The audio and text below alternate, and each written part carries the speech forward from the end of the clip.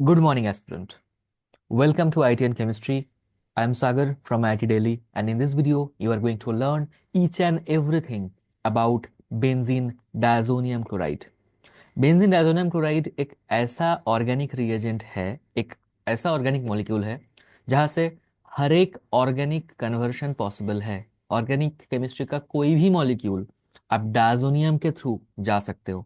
इतना varieties of application यहाँ पर है एंड ये बहुत इजी है। ठीक है, जो मतलब एक एक करके चलो एक एक रिएक्शन को देखते हैं। कभी कभी हम इसमें मैकेनिज्म भी समझने की कोशिश करेंगे ताकि आपको रटना ना पड़े, एंड कहीं कहीं पे हम कुछ ट्रिक्स भी देखेंगे जहाँ पर जनरली स्टूडेंट्स गेट कंफ्यूज्ड कि ये रिएजेंट से क्या बनता है, कहाँ पर फिनॉल बनता है, कहाँ पर बेंजीन बनता है, ये सब। तो ये है अपना benzene diazonium chloride, N double bond N C L. इसको हम, ये जो मॉलिक्यूल है इसको पहले हम थोड़ा सा समझते हैं। एन ट्रिपल बॉन्ड एन, यहाँ पर प्लस, यहाँ पर Cl माइनस। ओके, इसका एक ऐसा फॉर्म भी हम बना सकते हैं like this.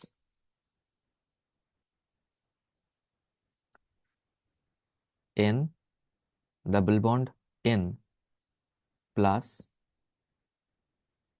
Cl minus. Okay, तो ये कुछ रेजोनेटिंग फॉर्म्स है। और ये जो बेंजीन डायजोनियम क्लोराइड है इसको हम कहाँ से बना सकते हैं? देखो, सबसे इजी तरीका एनिलीन से, NH2। एनिलीन में अगर हम ये जो रिएजेंट है NaNO2 HCl 0 to 5 degree Celsius, 0 degree Celsius to 5 degree Celsius, ये जो रिएजेंट है एंड इससे जो डायजोनियम क्लोराइड बनता है, ये जो रिएक्शन है इसको हम बोलते हैं डायाजोटाइजेशन रिएक्शन। डायाजोटाइजेशन रिएक्शन। अच्छा, ये जो नोट अब बनाओगे खुद, तब आपको नोटबुक में क्या करना है, एक पेज में जो अभी बोर्ड पे आप दिख रहे हो, मतलब जो स्लाइड्स है, ये स्लाइड का जो ये हर एक रिएक्शन को आपको जैसा है वैसा पूरा लिखना है। ये लिखोगे, फिर हर एक रिएक्शन के ऊपर 1 2 3 4 करके मार्क करो। ठीक है, मैं मार्क कर देता हूँ। ठीक है, 1 2 3 4 5 6 7 8 9 10 11 12 13 14 15। तो ये आपने मार्क कर लिया। फिर जो जो रिएक्शन का मैं डिटेल में जाऊंगा वो आपको क्या करना है, नेक्स्ट पेज में जस्ट वो रिएक्शन नंबर लिख के जितना मैं एक्स्ट्रा लिखा रहा हूँ वो लिख लिख लेना आप। ठीक है, तो ये कंसाइज वे में आपके पास होगा। फिर चलो, ये जो रिएक्शन है इसको डायजोटाइजेशन बोलते हैं, डायजोटाइजेशन। बट ये देखो, ये जो रिएजेंट है, ये रिएजेंट आपस में रिएक्ट करके, तो मैं मैकेनिज्म भी थोड़ा सा दिखाता हूँ। Na NO2 मतलब Na+NO2-, NO2- एंड HCl में क्या होगा, H+। तो ये मिलके क्या बनाता है, HNO2। HNO2 तो रिएजेंट की जगह पर आपको ये ना दे के सिर्फ ये दे सकता है HNO2, क्योंकि ये तो आपस में रिएक्शन करके HNO2 ही बना रहा है ना। तो HNO2 मतलब HN double bond O, sorry, OH, ये है अपना HNO2। तो ये है यहाँ पर जो एक्चुअल जो कंपाउंड जो रिएक्ट कर रहा है। अब HNO2 की जगह पर कहीं पे ऐसे लिख देते हैं HONO, तो ये देख के हमें समझ नहीं आता, यही बेसिकली HNO2 है, HNO2, राइट। तो ये भी दे सकता है रिएजेंट में। तो बेंजीन डायजोनियम क्लोराइड फॉर्म हुआ। अब एक एक करके रिएक्शन देखते हैं, यहाँ पर कुछ नेम रिएक्शंस भी है। फर्स्ट रिएक्शन यहाँ पर देखते हैं CuCl HCl या CuBr HBr या CuCN HCN। ये जो रिएजेंट है कॉपर का एक सॉल्ट, कॉपर के साथ कुछ एक एनायन एंड उसके साथ एसिड, अगर ऐसा रिएजेंट है तो जो कॉपर के साथ जो काउंटर आयन पोर्शन है वो ही यहाँ पर डायरेक्ट अटैच हो जाएगा। ठीक है, क्लोरीन ब्रोमीन साइनाइड। ओके, तो क्या हुआ यहाँ पर पूरा, ये जो तीन रिएक्शन है ये सेम टाइप ऑफ रिएजेंट से बना हुआ है। तो ये जो रिएक्शंस है इसका नाम है सैंड मायर रिएक्शन, SANDMEYER, सैंड मायर रिएक्शन। तो ये रिएक्शन है सैंड मायर रिएक्शन। अगर आपको पूछा जाए कि सैंडमेयर रिएक्शन से डायजोनियम से क्या बनता है, तो यहाँ पर तो साइनाइड भी है, यहाँ पर तो हैलोजन भी है, तो आप प्रेफर करोगे बोलना हैलोजन। ओके, तो मोस्टली डायजोनियम से हैलोजन का बनना एंड क्लोरीन एंड ब्रोमीन, बाकी नहीं, सिर्फ क्लोरीन एंड ब्रोमीन, ये जो बनने का प्रोसेस है इसको सैंडमेयर रिएक्शन बोला जाता है। ओके, एंड यहाँ पर सेकेंड इसमें से क्या बना, सायनोबेंजीन बना, CuCN8CN से। अब ये जो सायनोबेंजीन है, इससे आप देख सकते हो हर एक जब आप ऑर्गेनिक पढ़ोगे तो कन्वर्शन में हर जगह आपको कनेक्ट करना आना चाहिए। तो सायनो, जो ये सायनाइड ग्रुप आया, तो इसको हम कहाँ पर यूटिलाइज कर सकते हैं? इसको अगर आप HCO प्लस हाइड्रोलिसिस करोगे तो सायनाइड हाइड्रोलिसिस से बन जाता है क्या, COOH, तो पूरा बेंजोइक एसिड बन जाएगा। जैसे लास्ट जो वीडियो था वहां पर हमने पूरा एनिलीन का डिटेल में डिस्कशन किया था, ये जो मॉलिक्यूल है ये कहाँ कहाँ से बन सकता है, इससे क्या क्या बन सकता है, हर एक रिएक्शन को, लगभग 40 के आसपास रिएक्शन हमने देखे थे विथ ट्रिक्स एंड मैकेनिज्म्स। तो बेंजोइक एसिड का भी एक बाद में डिस्कशन करेंगे, जहाँ पर बेंजोइक एसिड का जो रिएक्शन है वो सब एक जगह पर देख लेंगे। ठीक है, तो यहाँ से बेंजोइक एसिड बनेगा। ओके, अब देखो, जो क्लोरीन एक रिंग पे, बेंजीन रिंग पे क्लोरीन आना और ब्रोमीन आना ये इजी होता है रिलेटिवली, बट आयोडीन आना इजी नहीं होता बेंजीन रिंग पे, मतलब आयोडोबेंजीन बनना इजी नहीं है। यहाँ पर जब आप देखोगे ना, ये आई बन रहा है, ये आयोडोबेंजीन बनना इजी नहीं है, एंड फ्लोरोबेंजीन बनना भी इजी नहीं है। क्यों इजी नहीं है, ये आपको समझना पड़ेगा कि आयोडोबेंजीन जब बनता है, जब आयोडीनेशन होता है, वो रिएक्शन होता है रिवर्सिबल, मतलब प्रोडक्ट से फिर रिएक्टेंट की तरह आ जाता है, रिएक्टेंट की तरफ शिफ्ट हो जाता है रिएक्शन, तो प्रोडक्ट अच्छे से नहीं बनता। तो आयोडीनेशन का प्रॉब्लम यही है, वो रिवर्सिबल है। एंड फ्लोरिनेशन का प्रॉब्लम है, ये बहुत ही ज़्यादा एक्सोथर्मिक है, बहुत ही ज़्यादा एक्सोथर्मिक है, बहुत ही फास्ट एंड फ्यूरियस रिएक्शन है, तो इसीलिए फ्लोरिनेशन भी इजी नहीं है। तो सैंडमेयर रिएक्शन से आप आयोडीनेशन भी नहीं कर सकते, फ्लोरिनेशन भी नहीं कर सकते। तो यहाँ पर अगर CuIHI दे देते तो आयोडोबेंजीन नहीं बनता। आयोडोबेंजीन के लिए आपको चाहिए KI and copper powder, copper and KI, simply KI भी लिखा हुआ हो सकता है, तो KI बेसिकली चाहिए, क्योंकि आयोडीन तो KI से ही आएगा। तो यही है अपना आयोडोबेंजीन बनाने का तरीका। जो क्लोरोबेंजीन ब्रोमोबेंजीन बनाने का और एक प्रोसेस है, सिर्फ कॉपर एंड HCl। तो यहाँ पर जो हैलोजन आता है वो एसिड से आता है, तो ये भी एक रिएक्शन है, बट इसको सैंडमेयर नहीं बोलते हम। सैंडमेयर में कॉपर का सॉल्ट यूज होना चाहिए, कॉपर का सॉल्ट मतलब कॉपर X ऐसे करके होना चाहिए, बट ये सैंडमेयर रिएक्शन नहीं है। बट यहाँ पर भी क्लोरोबेंजीन एंड ब्रोमोबेंजीन बनता है। अगर आप फ्लोरोबेंजीन बनना चाहते हो तो आपको एक सॉल्ट यूज करना पड़ता है, जो कि है HBF4। HBF4 का नाम है फ्लूओबोरिक एसिड, फ्लूओबोरिक एसिड। तो ये जो फ्लूओबोरिक एसिड है, ये डालने पर यहाँ पर फ्लोरिनेशन हो जाता है, बहुत ही इजीली हो जाता है। देखो, फ्लोरिनेशन डिफिकल्ट था, वो इजी कर दिया इस रिएक्शन ने, तो फ्लोरोबेंजीन बना। ये जो रिएक्शन है इसको बोलते हैं शीमैन रिएक्शन, ACHIEMANN, शीमैन रिएक्शन। तो शीमैन रिएक्शन से क्या बनता है, डायजोनियम क्लोराइड से फ्लोरोबेंजीन, फ्लोरोबेंजीन। अब ये सब जो मॉलिक्यूल है ना, ब्रोमोबेंजीन क्लोरोबेंजीन, इसको हम कहाँ पर यूज कर सकते हैं ऑर्गेनिक कन्वर्शन में, फिर इसका यूटिलाइजेशन क्या है? याद करो, यहाँ पर अगर हम मैग्नीशियम ड्राई ईथर देते तो ग्रिग्नर्ड नहीं बनता, फिनाइल MgX हो जाता है ना, तो यहाँ से फिर दूसरा कन्वर्शन खींच सकता था यहाँ पर। ठीक है, okay. Now next NaNO2Cu2O, NaNO2 अगर आप दोगे तो NO2 ग्रुप आ जाएगा, सिंपली आप देख सकते हो NO2 पार्ट यहाँ पर है तो नाइट्रोबेंजीन बनेगा। ओके, अब नाइट्रोबेंजीन से 3 HCl दोगे तो एनिलीन बनेगा, एनिलीन से फिर डायजोनियम बनेगा। ठीक है, तो ये सब आपको दिमाग में क्लिक करना चाहिए। तो नाइट्रोबेंजीन एनिलीन में, एनिलीन के डिस्कशन में हमने ये सब डिस्कशन किया था कि नाइट्रोबेंजीन से कैसे एनिलीन बनता है। नाउ SnCl2HCl, SnCl2HCl, एंड यहाँ पर होगा एमोनिया, एमोनिया SnCl2HCl, यहाँ पर बनेगा NHNH2। NHNH2 का जो नाम है, NHNH2 का नाम है, NH2NH2 का क्या नाम है? NH2 सिंपल, अगर ये फिनाइल ना होता, यहाँ पर NH2NH2 होता तो इसका नाम होता हाइड्राजीन, तो इसका नाम होगा फिनाइल हाइड्राजीन। ये फिनाइल ग्रुप लगा हुआ है ना, तो इसका नाम होगा phenyl hydrazine, phenyl hydrazine. Okay, so 8 reaction तो हमने देख लिया। अब देखते हैं, अब देखो, ये 9th रिएक्शन, ये थोड़ा अच्छे से समझना पड़ेगा हमें। ये रिएजेंट क्या है, क्या दिया हुआ है ये, CH2 डबल बॉन्ड ANOH, क्या है बेसिकली? देखो, सपोज आपके पास एक कार्बोनिल है, यहाँ पर कुछ भी ग्रुप लगा हुआ हो सकता है। सपोज यहाँ पर दो एच है, इसका नाम है फॉर्मेल्डिहाइड, है ना, इसका नाम है फॉर्मेल्डिहाइड।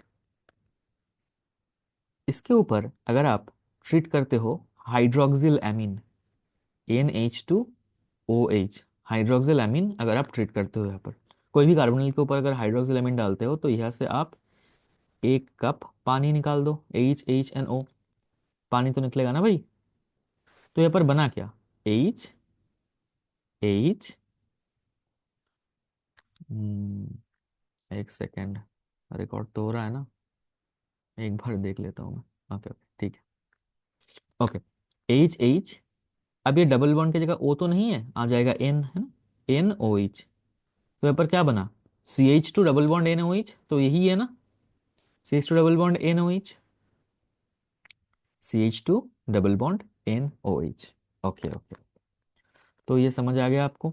तो इसको बोलते हैं ओक्सिम, एंड ओक्सिम का एक स्पेशलिटी है यहाँ पर, अगर ये ग्रुप कुछ और होता तो यहाँ पर ग्रुप कुछ और होता, एंड यहाँ पर OH है, यहाँ पर लोन पेयर है, तो यहाँ पर इजेड नोमेनक्लेचर हो सकता था। तो ये जियोमेट्रिकल आइसोमेरिज्म शो करता है, ओक्सिम एक ऐसा कंपाउंड है जो जियोमेट्रिकल आइसोमेरिज्म शो कर सकता है, ठीक है।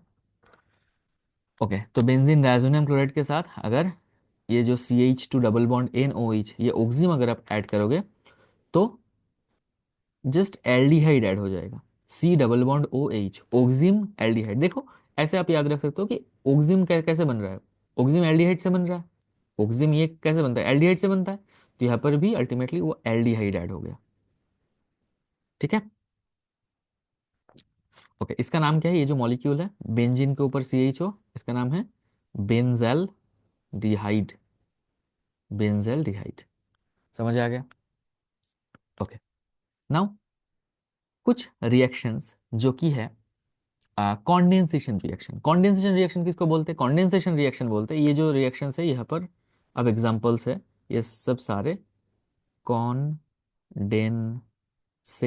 कॉन्डेंसेशन मतलब किसी भी रिएक्शन में अगर स्मॉल मॉलिक्यूल्स रिमूव होता है, for example water, for example HCl, ऐसे करके मतलब जो जो स्मॉल स्मॉल मॉलिक्यूल्स होते हैं वो अगर रिमूव होते हैं कोनो रिएक्शन से, कोई भी रिएक्शन से, तो उसको हम बोलते हैं कॉन्डेंसेशन रिएक्शन। अब देखो यहाँ पर होता क्या है, ये अपना बेंजीन डायजोनियम क्लोराइड है, एंड यहाँ पर एक फेनॉल है। अब इसको आप ऐसे ड्रॉ करो, मैं थोड़ा सा यहाँ पर रिमूव कर देता हूँ, ठीक है, एक सेकेंड, हो गया ऑलमोस्ट। बेंजीन डायजोनियम क्लोराइड को आप ऐसे ड्रॉ करो, PH, N double bond NCl, benzene diazonium chloride, and phenol को आप ऐसे ड्रॉ करो, फेनॉल का जो पैरा पोजिशन का जो हाइड्रोजन है इसको आप ऐसे रखो।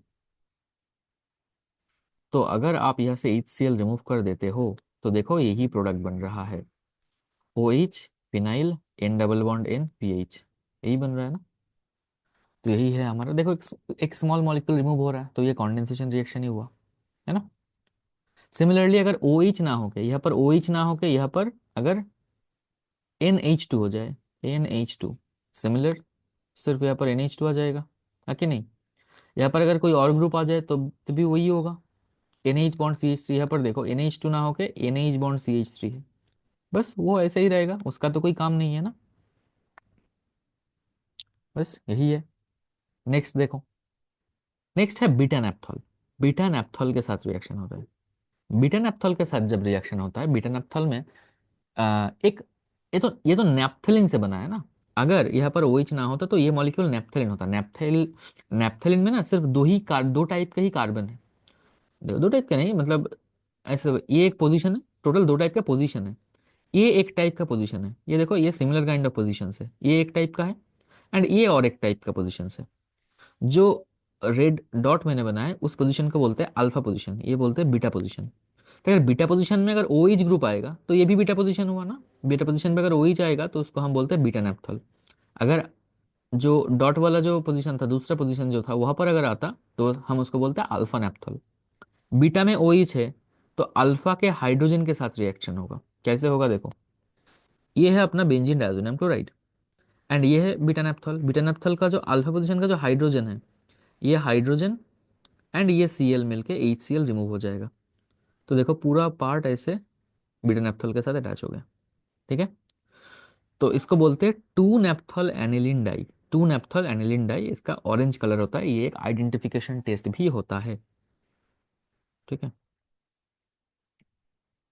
तो ये है हमारा बीटा नेप्थॉल का जो डाई बनता है। डाई मतलब कलर, डाई मतलब कलर। तो ऐसे किसी भी मॉलिक्यूल में ना बहुत ज्यादा रेजोनेटिंग स्ट्रक्चर, रेजोनेंस होते हैं, बहुत लॉन्ग कॉन्जुगेशन होते हैं, वहां पर चांस होते हैं कि वो कलरफुल हो। ठीक है, वो अगर आप कभी भी UV spectra, UV visible spectra कभी कभी भी पढ़ोगे तो आपको पता चलेगा कि एक होता है क्रोमोफोरिक पार्ट। क्रोमोफोर एक बात होता है, मतलब जितना पाई कॉन्जुगेटेड एरिया है क्रोमोफोर, तो जितना क्रोमोफोरिक एरिया होता है, ठीक है, उसका कलर होने के चांसेस ज्यादा बढ़ते हैं। ओके, नाउ टू इम्पोर्टेंट, जो कि मतलब बहुत बार काम आता है ये दो रिएक्शंस। डायजोनियम से डायरेक्ट बेंजीन। डायजोनियम से डायरेक्ट बेंजीन कैसे बनाओगे? इथानॉल हीट, ये एक रिएजेंट है, या H3PO2 हीट, ये दो जो रिएजेंट है यही ज्यादातर एग्जाम में देते हैं। SnCl2NaOH भी दे सकते हैं। सिर्फ डायजोनियम में अगर पानी डालोगे तो फेनॉल बनेगा, बट अगर ये इथानॉल हीट या H3PO2 हीट ये डालोगे तो बनेगा बेंजीन। अब फेनॉल से, अगर ये फेनॉल मतलब इसको अब और कुछ कन्वर्शन हम देखते हैं, फेनॉल से अगर आप बेंजीन जाना चाहते हो तो रिएजेंट क्या है? What is the reagent? आपको ये कमेंट करना है, अभी वीडियो को पॉज करो एंड कमेंट करो कि फेनॉल से बेंजीन जाने का रिएजेंट क्या है। फेनॉल से बेंजीन एक मेटल है, कौन सा मेटल है? ओके, अच्छा, यहाँ पर तो बेंजीन बना, ठीक है। सिर्फ आपको ये मतलब ऐसे आप मान लो, ऐसे आप मतलब बोलो अभी कि डायजोनियम को अगर पानी पिलाओगे तो फेनॉल बनेगा। डायजोनियम को पानी पिलाने पर फेनॉल बनेगा। डायजोनियम को पानी पिलाने से फेनॉल बनेगा। ओके, एंड बाकी जो रिएजेंट है, इथेनॉल अगर अल्कोहल पिलाओगे एंड एसिड पिलाओगे H3PO2, H3PO2 जो एसिड है ना, तो इससे तो इससे तो बेंजीन बनता है। H3PO2 का नाम क्या है? H3PO2 का नाम है hypo phosphorous acid. Hypophosphorous acid और फॉस्फिनिक एसिड। फॉस्फिनिक एसिड ये इसका नाम है, H3PO2 का। ठीक है, अच्छा, जो बेंजीन बना, अगर मैं आपको बोलूं कि बेंजीन से आप डायजोनियम कैसे बनाओगे? डायजोनियम से बेंजीन तो पता चला आपको, बेंजीन से डायजोनियम कैसे बनाओगे? ये देखो, अच्छा, बेंजीन का नाइट्रेशन आता है आपको? नाइट्रेशन तो आता होगा ना। नाइट्रेशन देखो, बेंजीन को अगर आप नाइट्रेशन करोगे तो ये नाइट्रोबेंजीन नहीं बन जाएगा। बेंजीन को नाइट्रेशन करोगे मतलब मिक्स एसिड दोगे, HNO3H2SO4, ये दोगे NO2 बन जाएगा। NO2 से अगर 3 HCl दोगे, 3 HCl, और कुछ रिएजेंट है जो हमने एनिलीन वाले वीडियो में डिस्कस किया था, तो वहां पर एनिलीन बनेगा। फिर एनिलीन से डायजोटाइजेशन करके डायजोनियम सॉल्ट बनेगा, है कि नहीं? फिर और कैसे बना सकते हो? ये जो फेनॉल है, फेनॉल से कैसे जाओगे डायजोनियम पे? फेनॉल से बेंजीन बना सकते हो, बेंजीन से ऐसे रूट होकर जा सकते हो, है ना? फेनॉल से ऐसे लेके जा सकते हो डायजोनियम क्लोराइड। और क्या हो सकता है? और क्या हो सकता है? ये जो क्लोरोबेंजीन बना है यहाँ पर, क्लोरोबेंजीन जो बना, क्लोरोबेंजीन से फेनॉल बना सकते हो आप। NaOH 300 degree Celsius, sorry 350 degree Celsius, 300 atm, तो यहाँ से डायरेक्ट बनेगा फेनॉल। फेनॉल से फिर बेंजीन होके, नाइट्रोबेंजीन होके फिर एनिलीन जा सकते हो। तो ऐसे आप देख सकते हो कि एनिलीन का, बेंजीन डायजोनियम क्लोराइड का रिएक्शंस जो है ये ऐसे हो जाएगा। ठीक है, तो आई होप आपको समझ आया होगा पूरा। एंड यही है डायजोनियम का हर एक रिएक्शन, हर एक एस्पेक्ट हमने कवर किया है। जहाँ पर ये थोड़ा सा हटके था, मतलब ये इजी था, सब कुछ इजी था, बट ये थोड़ा सा ना स्ट्रक्चर थोड़ा सा डिफिकल्ट साइड था। तो आपको ये स्ट्रक्चर खुद ड्रॉ करना है। आपको क्या करना है, ये जो शीट मैंने लिखा है डायजोनियम के साथ, आपको दो ब्लैंक शीट बनाना है। ध्यान से सुनो, दो ब्लैंक शीट बनाना है। हाँ ओके, ये लास्ट वीडियो में का स्लाइड है, ठीक है। आपको दो स्लाइड बनाना है, दो शीट बनाना है। एक स्लाइड, एक शीट पे बीच में बेंजीन डायजोनियम क्लोराइड लिखोगे, फिर वो जो एरो है वो सब एरो दोगे, एरो के ऊपर रिएजेंट लिखोगे, ठीक है, एंड ये ब्लैंक छोड़ दोगे। तो ये प्रोडक्ट फिर आप खुद बनाओगे, ठीक है। ये शीट लेके ये जो प्रोडक्ट है ये खुद बनाओगे। ये एक शीट हो गया। दूसरा शीट क्या है? बेंजीन डायजोनियम क्लोराइड लोगे, हर एक जगह पर प्रोडक्ट लिखोगे आप, सिर्फ एरो खाली छोड़ोगे। तो एरो के ऊपर क्या होगा, ये दूसरे शीट पे ये आप ये आप फिर प्रैक्टिस के टाइम पे लिखोगे, ठीक है। ये ये देख के लिखना है, ये ना देख के लिखना है, ठीक है। तो ऐसे करके आप प्रैक्टिस करो। आई होप आपको ये पसंद आया होगा। Till then have a nice day. जय श्री कृष्ण, राधे राधे।